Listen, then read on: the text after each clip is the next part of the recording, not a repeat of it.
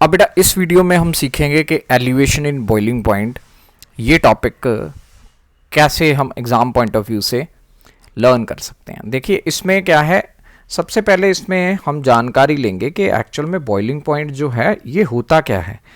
अब किसी भी चीज़ का बॉइलिंग पॉइंट एक ऐसा टेम्परेचर है जब उसका जो वेपर प्रेशर है बच्चा वो इक्वल हो जाए उसके एटमॉस्फेरिक प्रेशर के, जो कि हम जनरली अगर अपनी बात करें तो 1 atm के इक्वल हम सपोज करते हैं।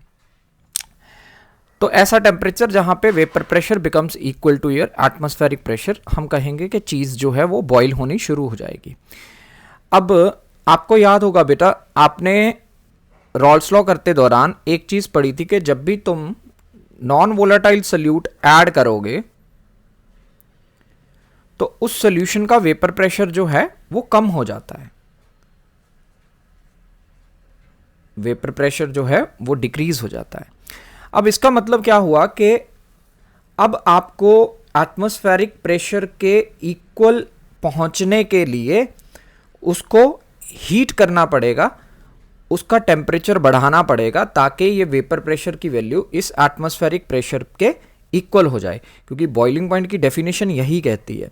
जिस वजह से आपको टेम्परेचर को इंक्रीज करना पड़ेगा, तो हम कह देते हैं कि भाई साहब हमारा जो बॉइलिंग पॉइंट है वो क्या हो जाएगा, एलिवेट हो जाएगा, और जिसे हम क्या कहते हैं बच्चा, एलिवेशन इन बॉइलिंग पॉइंट। हम इसे इंट्रोपी की टर्म्स में भी समझा सकते हैं, वो मैं आपको एक अलग से वीडियो बना के इंट्रोपी की टर्म्स में भी समझा दूंगा कि what is the reason behind this, entropy के कारण कैसे ये एलिवेट कर सकता है।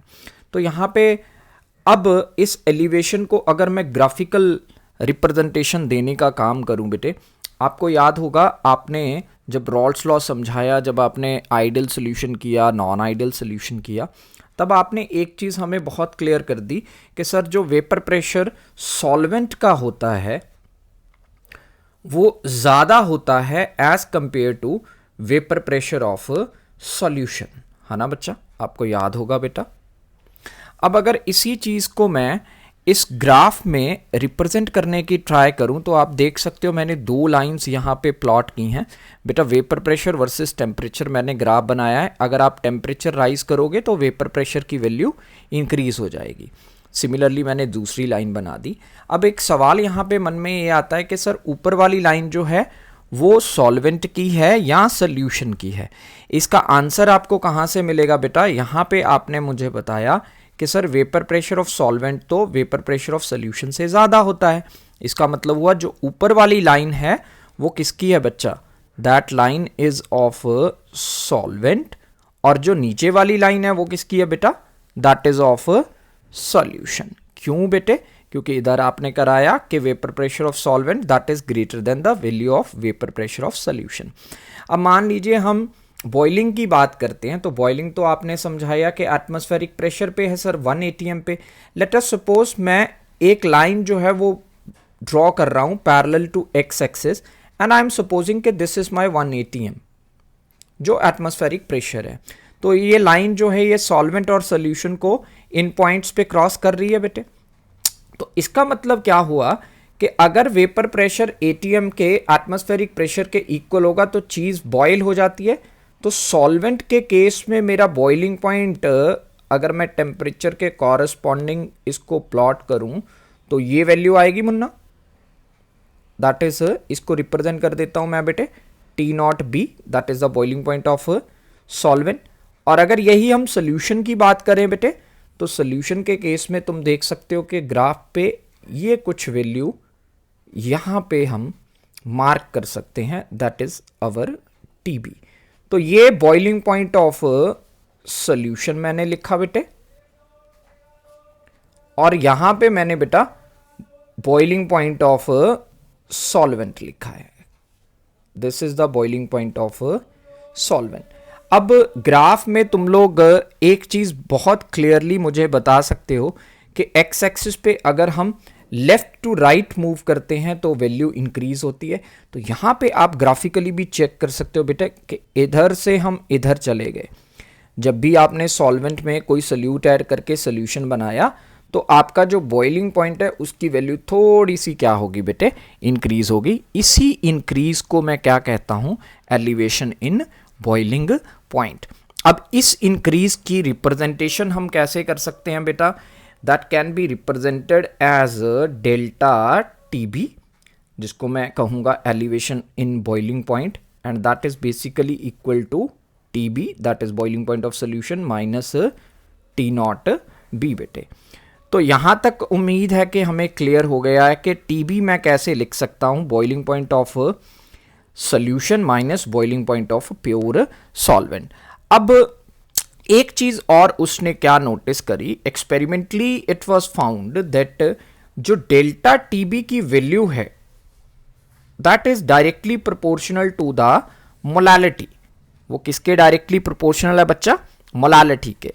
अब ये डायरेक्टली प्रोपोर्शनल का साइन हटा के एग्जामिनर हमें कहता है कि this can be written as K B, constant of proportionality K B. तो मेरे पास फॉर्मूला बन गया कि delta T B is equal to K B into M. Small M से हम मोलालिटी को डिफाइन करते हैं। अब बात यहां पे मन में ये आती है कि यार ये के बी क्या चीज हुई? तो के बी को ये अलग अलग नाम देता है।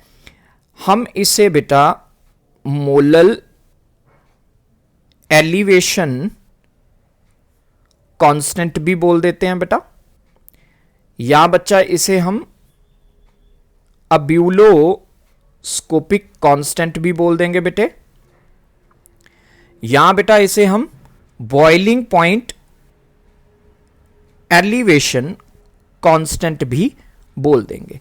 तो ये अलग अलग नाम है बेटे केबी के। मोलर एलिवेशन कांस्टेंट हो गया, अब्यूलोस्कोपिक कांस्टेंट हो गया, या बॉइलिंग पॉइंट एलिवेशन कांस्टेंट हो गया। अब सीबीएसई में एग्जामिनर कई बार पूछ लेता है कि डिफाइन करिए केबी को। तो हाउ कैन आई डिफाइन केबी? तो उसमें आप कैसे बता सकते हो उसको कि मान लीजिए अगर आपने m का वैल्यू 1 ले लिया, मतलब you have taken 1 molar solution, उस केस में ये वैल्यू 1 हो जाएगी मुन्ना। तो क्या आ जाएगा बेटा मेरे पास? Delta TB will be equal to केबी।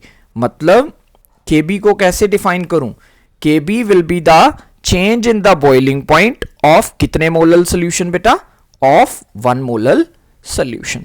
तो यहां पे डेफिनेशन भी हमें क्लियर हो चुकी है।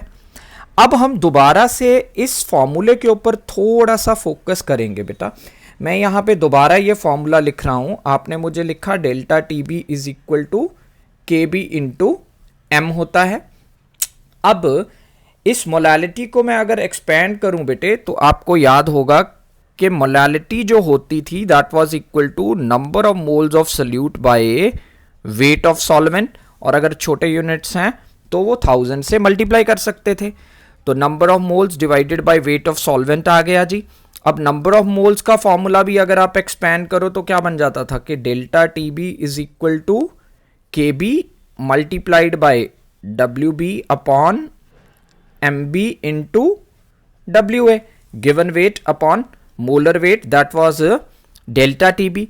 तो यहां से एक चीज आप और ध्यान में देख सकते हो बेटे कि डेल्टा टी बी जो है, जो एलिवेशन इन बॉइलिंग पॉइंट हमने डिफाइन करा है, आपको याद होगा एक शब्द है बेटा that is the colligative properties.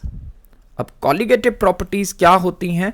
आप सभी को ये चीज मालूम है बेटे कि कॉलिगेटिव प्रॉपर्टीज ऐसी प्रॉपर्टीज हैं जो number of moles of solute particles के ऊपर डिपेंड करती हैं। Number of moles of solute particle के ऊपर डिपेंड करती हैं। अब आपने ऊपर समझाया कि ये जो एलिवेशन इन बॉइलिंग पॉइंट है सर, ये संभव कब हुई है कि जब हमने किसी सॉल्वेंट में कोई non volatile solute basically add किया है। तो ये सारी गेम जो है ये इसीलिए चल रही है कि सोल्यूट आया और उसने सब यहाँ पे हलचल मचा के रख दी सॉल्वेंट में। तो यहाँ पे हम डेल्टा टीबी को बोल सकते हैं कि क्योंकि डेल्टा टीबी जो है number of moles of solute particles के ऊपर डिपेंड कर रही है, जिस वजह से एलिवेशन इन बॉइलिंग पॉइंट भी एक कॉलिगेटिव प्रॉपर्टी हुई बेटा। तो ये थोड़े से टॉपिक्स जो हैं हमने ट्राई करी कि एलिवेशन इन बॉइलिंग पॉइंट आपको एक ही वीडियो में क्लियर हो जाए। उम्मीद है आपको ये वीडियो बेटा पसंद आई होगी। अगर आपको ये वीडियो अच्छी लगी है बेटा तो हमारे चैनल को जरूर सब्सक्राइब कीजिए। Thank you very much.